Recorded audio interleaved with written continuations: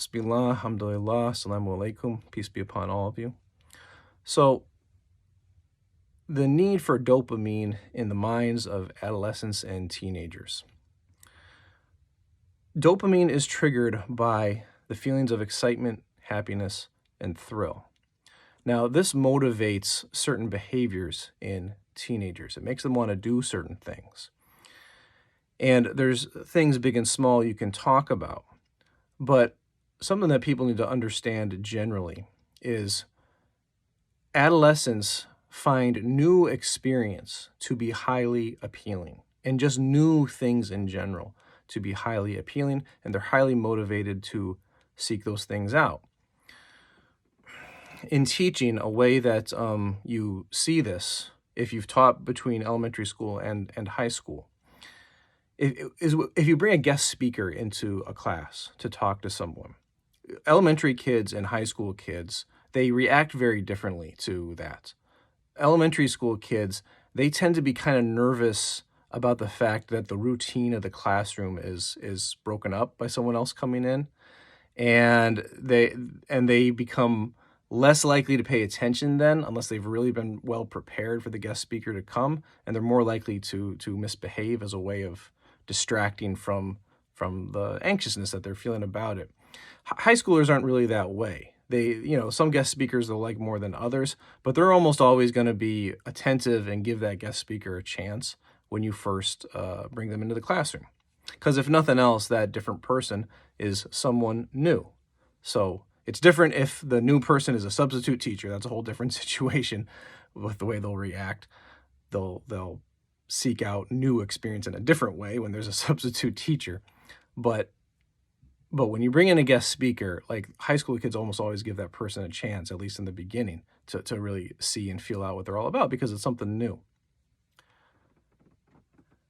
So if you understand that adolescents have a need for new experience in life and for novelty, something to understand about them with what that will do is when they are making decisions, when they're in the decision-making process about whether or not to do something or not do something, they will give a greater weight to an experience that involves novelty, something new, and that involves thrill or excitement, especially because they have a high need for that. And when they give that high value on those aspects of an experience, it will cause them to downplay risk that is involved in that experience.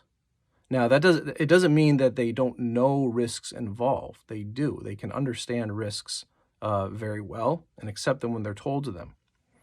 But this is something to understand about the decision-making process of teenagers.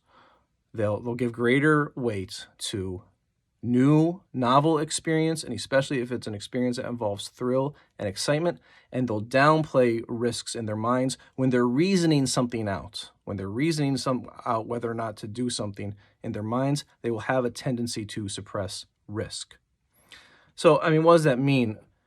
For parents, teachers, and anyone involved in the upbringing of young people, which is all of society, really, you have to think about this need that they have and consider that in the types of opportunities and experiences that you are providing for them and that you're structuring for them.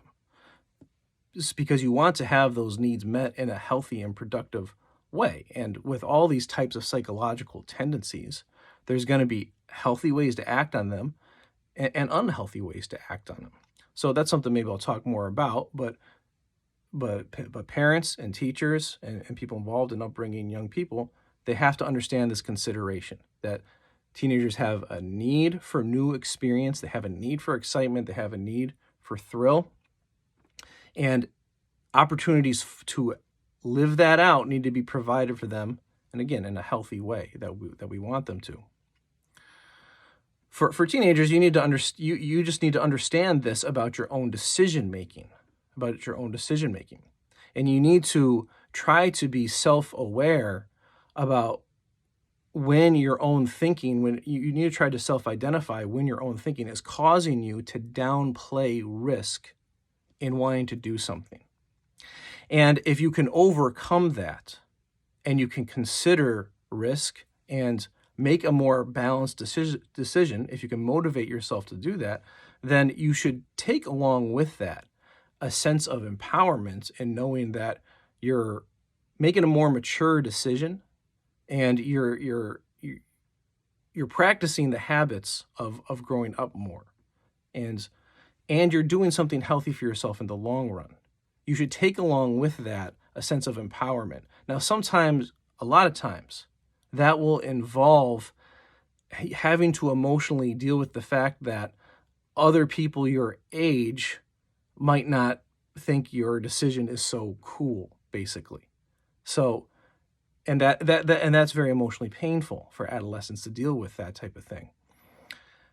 And you want to develop the mental habit where when you're going to face that type of peer pressure, but you know you're making the right decision, that you're taking from that a sense of empowerment, because that will provide for you. Again, that's something that will cause some of the positive feeling that your mind is looking for with this need for dopamine and other things that we're talking about here.